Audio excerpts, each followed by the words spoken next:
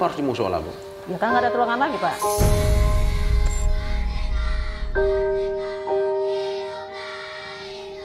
Sepatu juga pasti balompor karena atapnya sudah lubang jadi airnya masuk.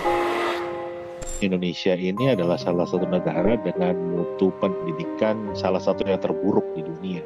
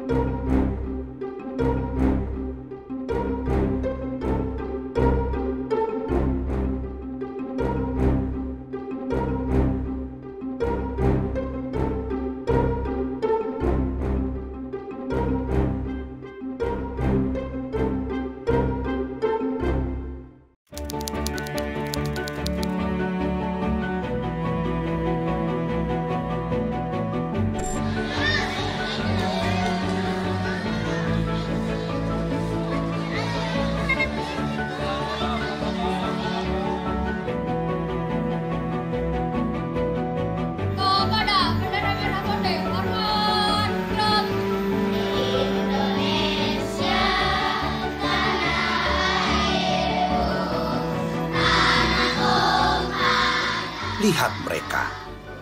Pada pundaknya akan kita titipkan cita-cita besar negara. Mereka generasi penerus bangsa. Apa jadinya jika pendidikan sebagai sarana mencapainya timpang? Pendidikan yang tak merata nyatanya masih menjadi mimpi buruk. Ini cerita Lara, generasi penerus bangsa. Mereka adalah siswa-siswi Sekolah Dasar Negeri Babakan 04, Kecamatan Tenjo, Kabupaten Bogor. Canda mengiringi hari-hari mereka menimba ilmu di sekolah. Tapi siapa sangka, di balik renyahnya tawa, anak-anak ini mesti berjuang di tengah senjangnya pendidikan di sekolah.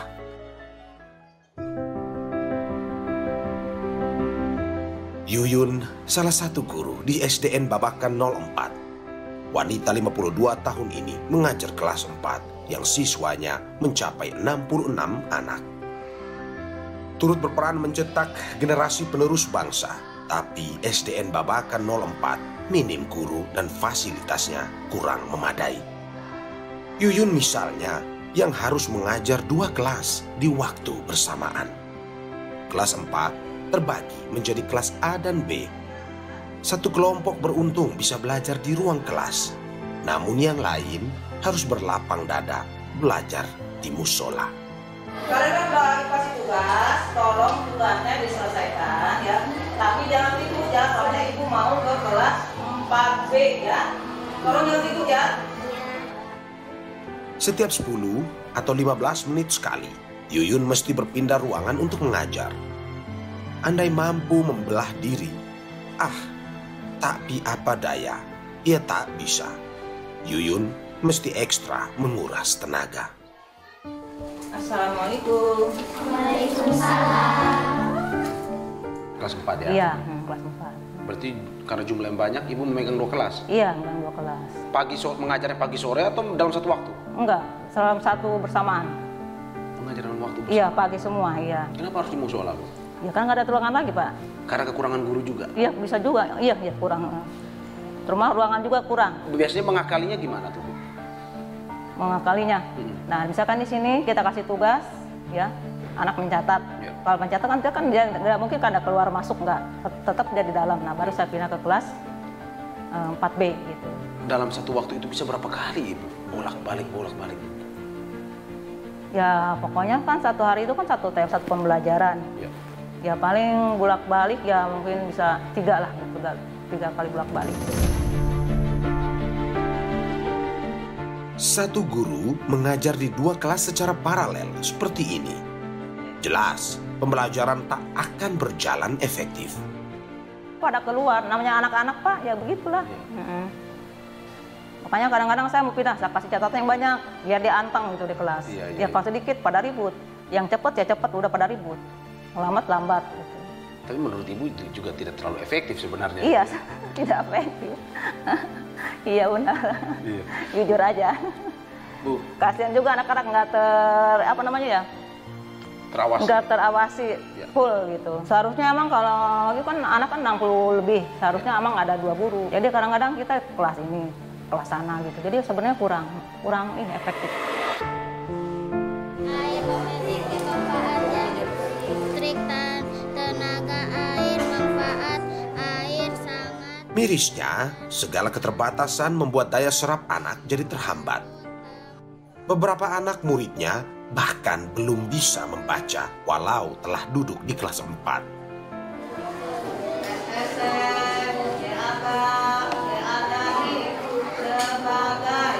Kadang-kadang suka takut, kasihan anak-anak ini ya. Apalagi kita kan 2 tahun belum bisa baca, gimana ini caranya gitu ya. Supaya anak ini jangan sampai pas lulus kelas 6 nggak bisa baca gitu, gimana nih caranya gitu.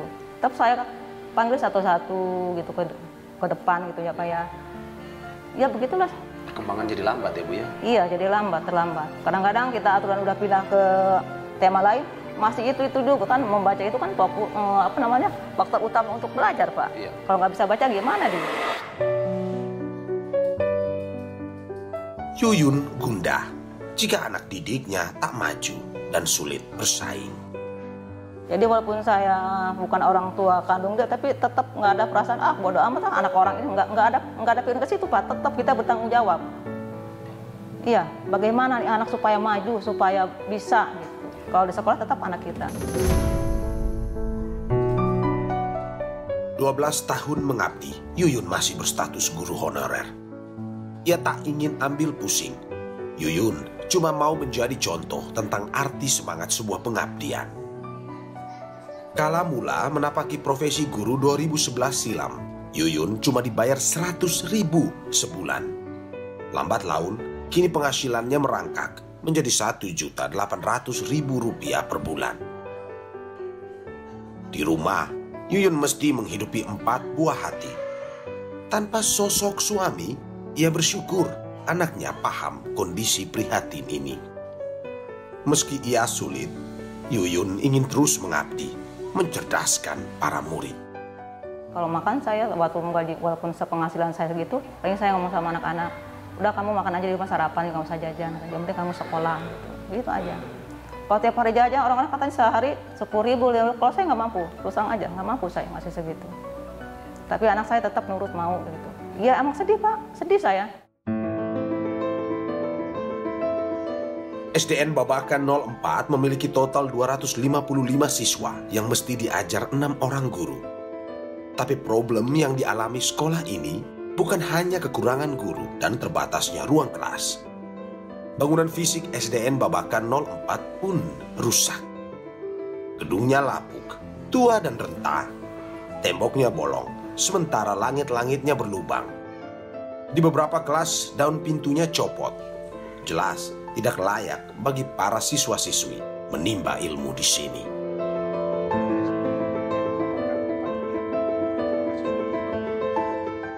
Ini kelas 1. Ini kelas 1. Kelas 1. Jadi plafonnya juga sudah. Plafon sudah mulai pada bocor juga, karena bocor akhirnya kan plafonnya pada rusak. Plafon itu Bu? Iya. Setiap kali jam pelajaran belajar mengajar selalu ada kekhawatiran bahwa akan membahayakan anak-anak siswa ini. Ya pastinya Pak. Kalaupun hujan nanti kita geser-geser Pak. Geser-geser maksudnya dia akan tembus ke bawah. Bocor. Iya, nanti mejanya kita pindahkan supaya anak tidak terkena air hujan. Letak di mana-mana sudah, temboknya sudah mulai miring juga ke sana, kacanya juga kalau dibuka sudah sulit. Iya. Ini semuanya pada bolong-bolong. Iya. Ini kalau nggak dibetulin ini bolong. Iya betul. Biasanya takut nimpa anak juga, makanya. Ini bisa berbahaya sangat menimpa ekstra, anak iya. loh. Sudah 11 tahun, SDN Babakan 04 tidak pernah direnovasi. Kondisi ini jelas membahayakan guru juga siswa. Kalau waktu kejadian virusnya anak-anak Pak, anak-anak suka jatuh bermain di kelas dan kupingnya sampai ada yang robek. Itu teralami sama saya 2 anak. Pengajuan juga dari sebelumnya juga sudah diajukan untuk minta bantuan. Tetapi belum terrealisasi. Belum. Hanya menunggu saja. SDN Babakan 04 cuma jadi satu contoh ketimpangan pendidikan di Indonesia. Guru kurang, sementara sarana prasarana bobrok. Di Bogor pinggiran atau tepatnya di SDN Cilaku 01, nasibnya 11-12 alias tak jauh beda dengan SDN Babakan 04. Bukan membahayakan siswa doang ya, termasuk membahayakan guru pengajar. Kalau sampai plafonnya jatuh, ini juga kondisinya gentengnya udah pada turun. Ya, rusak ya. Ini samping gedung sekolah. Ya. Nanti kita masuk ke dalam, kondisinya memang amat sangat miris. Ruang kelas tidak layak untuk ruang kelas. Boleh dikatakan ini sekolah tidak aman ya. Asa memiliki kualitas pendidikan setara juga diingini mereka yang menghuni timur Indonesia. Kurang nyaman karena ya tanah jadi bebatu, kursi meja juga patah.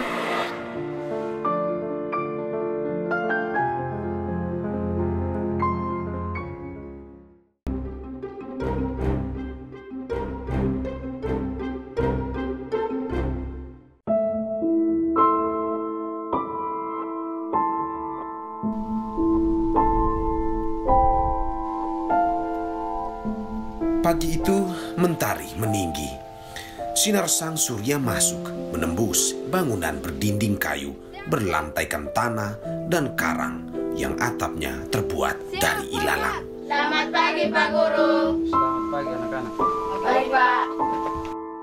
Sekilas rupa gedung ini tak menyerupai sekolah.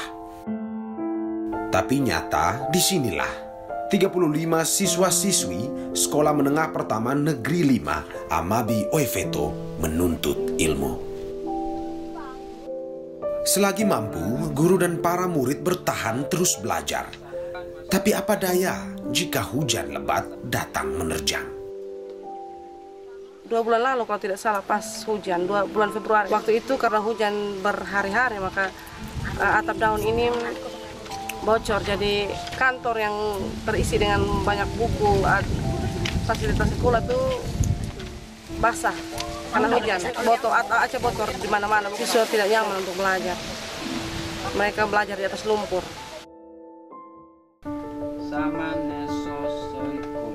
Aquila Kurinambela jadi siswi yang mesti berdamai dengan situasi ini. Apalagi kala hujan melanda Amabi Oefeto. Kurang nyaman karena ya tanah jadi bebatu, kursi meja juga patah, papan tulis juga sedikit rusak, daun atap juga sedikit rusak. Kalau hujan kes pindah meja kursi di yang kering, sepatu juga pasti balompor karena atapnya sudah lubang jadi airnya masuk.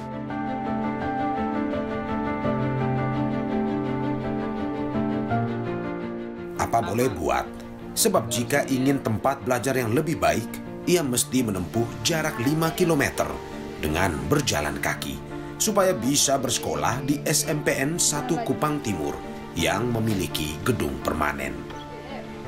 Berbeda karena di sana tembok, di sini hanya cuma sederhana dinding.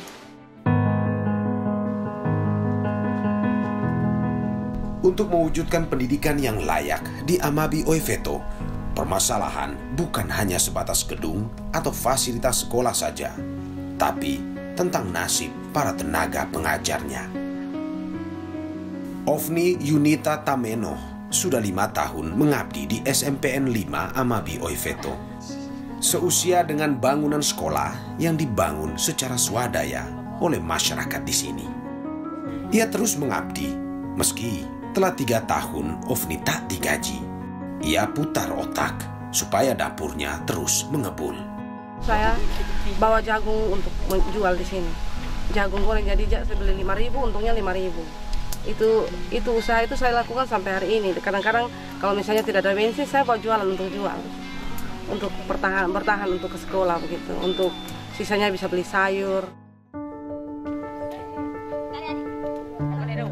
Segala cara Ofni dan guru SMPN 5 Amabi Oefeto lakukan agar jangan lagi ada anak putus sekolah di Nusa Tenggara Timur. Maklum, menurut data BPS, Badan Pusat Statistik, Nusa Tenggara Timur jadi salah satu wilayah yang tingkat putus sekolahnya tinggi. NTT bahkan masuk dalam 10 besar provinsi di Indonesia pencetak anak putus sekolah.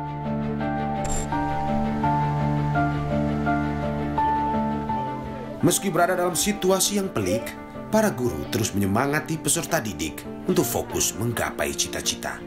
Kami terus menghimbau anak-anak ini supaya sekalipun keadaan kita seperti ini, tetapi kita harus fokus belajar, kejar cita-cita. Kami terus menghimbau jadi mereka kemudian kembali ke fokus. Sekolah sebenarnya sudah mengajukan bantuan pada Dinas Pendidikan Kabupaten Kupang. Tahun 2023 ini, Pemkab Kupang menjanjikan bakal membangun 3 ruang kelas belajar. Harapan saya tentunya saya mau sekolah yang bagus, supaya siswa banyak yang datang sekolah di sini, karena masyarakat di sini ingin supaya gedung ini jadi bagus, jadi permanen, supaya mereka juga belajar dengan baik. Tak setaranya akses pendidikan di tanah air, kehadiran negara dipertanyakan. Mau pemerintah pusat atau pemerintah daerah sama-sama inkonstitusional kan? Karena mau dia itu pemerintah pusat atau pemerintah daerah kan harus tunduk terhadap konstitusi. Konstitusi mengatakan harus mencerdaskan. Setiap warga negara itu berhak mendapatkan pendidikan. Setiap warga negara wajib mengikuti pendidikan dasar dan pemerintah wajib membiayainya. Jadi mulai dari gedung sekolahnya, bahan ajarnya, guru-gurunya itu semua dibiayai oleh pemerintah. Itu kan konstitusi mengatakan demikian. Sejumlah faktor sebetulnya jadi tenggara mengapa kualitas pendidikan kita tidak merata. Timpang, semisal tak bermutunya sarana fisik di sekolah, rendahnya kualitas dan kesejahteraan guru, hingga mahalnya biaya pendidikan.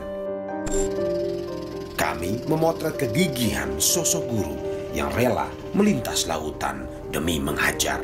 Ia ingin para tunas bangsa bisa mengenyam pendidikan dan bebas dari kebodohan. Saya pernah hampir jatuh ke laut, tiba-tiba mesin mati. Terus ada angin kencang, disertai ombak yang besar, perahu hampir terbalik.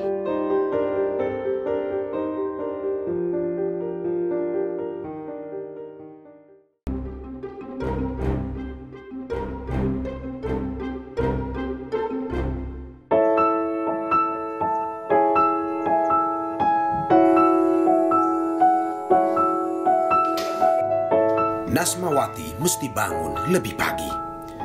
Ia harus lebih awal tiba di sekolah, sebab upacara bendera tak boleh ia lewatkan. Seperti biasa, tak alpa Nasmawati mengurus suami dan buah hatinya. Setelahnya, barulah Nasmawati bergegas menuju tempatnya mengajar. Tapi itu baru sepenggal cerita. Perempuan 42 tahun ini mesti menempuh perjalanan menggunakan perahu.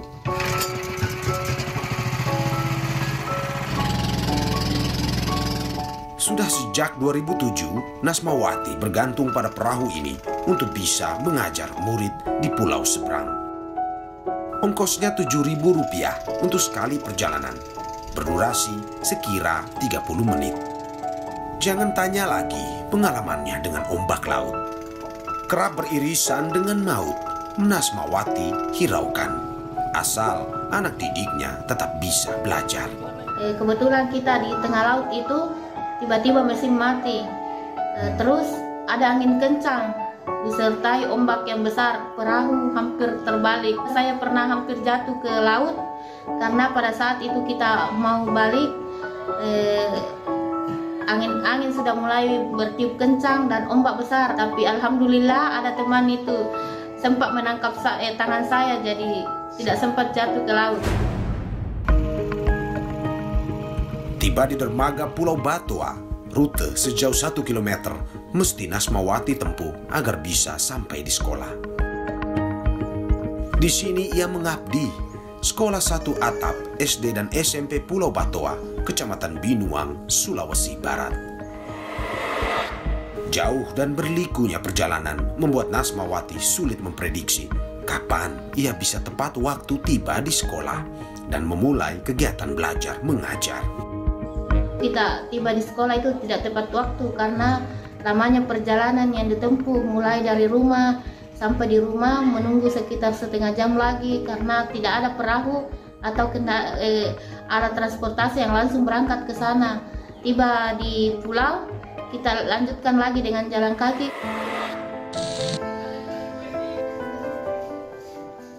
Nasmawati menjadi wali kelas 6 SD dan mengajar sejumlah mata pelajaran seperti matematika, IPA, IPS, juga PPKN. Meski berat beban yang ia pikul, Nasmawati yang masih berstatus guru honorer cuma digaji Rp300.000 per bulan. Tetapi tidak pernah sekalipun terbesit di relung hati Nasmawati untuk berhenti. Baginya, menjadi guru ialah menguntai amal dan mengabdi bagi Ibu Pertiwi. Saya bertahan sampai sekarang mengajar karena mungkin sudah ada kepuasan tersendiri bagaimana caranya mengajar siswa yang di sini yang tadinya tidak tahu menjadi tahu. Harapannya supaya negara lebih memperhatikan guru, terutama pengabdi pada sekolah yang lokasinya sulit dijangkau. Misalnya di sini pulau adanya transportasi secara gratis karena kita terkendala dan banyak waktu yang terbuang. Kedua, bagaimana pemerintah bisa menyiapkan peralatan IT agar siswa-siswi kita di sini bisa lebih maju dan bisa mendapatkan pengajaran yang lebih layak.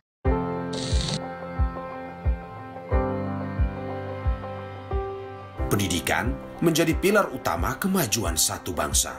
Siswa-siswi yang menjadi penerus keberlangsungan negeri. Tapi apa jadinya jika negara kita darurat edukasi sebab timpangnya kesetaraan pendidikan? Bicara dari sisi kualitas, memang harus diakui Indonesia ini adalah salah satu negara dengan mutu pendidikan salah satu yang terburuk di dunia. Kualitas kita selalu stagnan di situ-situ saja. Level membaca kita itu bahkan Bank Dunia menyebutnya di level buta huruf secara fungsi atau functionally literate, berarti orang Indonesia itu bisa baca, artinya bunyi, tapi nggak ngerti apa yang dibaca. Pendidikan sejatinya menjadi hak seluruh warga negara Indonesia, tidak terkecuali mereka yang berada di wilayah tertinggal, terdepan, dan terluar. Jika ketimpangan terus terjadi, Indonesia hanya akan terus bermimpi menggapai Indonesia Emas pada momen bonus demografi. Kan lucu, kita punya anggaran 512 triliun, tapi tadi masih ada 3% anak Indonesia nggak sekolah SD, ada 20% yang nggak sekolah SMP, belum lagi mutunya yang nggak karu-karuan. Nah ini yang harus segera dibenahi. Yang saya takutkan itu justru malah desainnya bagaimana membuat bangsa ini tetap bodoh. Bukan bonus demografi yang akan kita terima, tapi malah bencana demografi. Kami menghubungi Kemendikbud untuk mencari jawab, sanggupkah negara menyajikan pendidikan selevel yang mampu menjamah semua tunas bangsa? Seperti apa langkah negara? Namun, hingga tayangan ini mengudara, kami belum mendapat akses mewawancarai pihak Kemendikbud. Meski penuh keterbatasan, semangat menggapai cita tak boleh surut. Agar bisa bersaing dengan dunia, negara harus hadir menjawab kerinduan rakyat akan meratanya kualitas pendidikan yang tak terbatas soal akademik saja, tetapi juga pembentukan karakter siswa.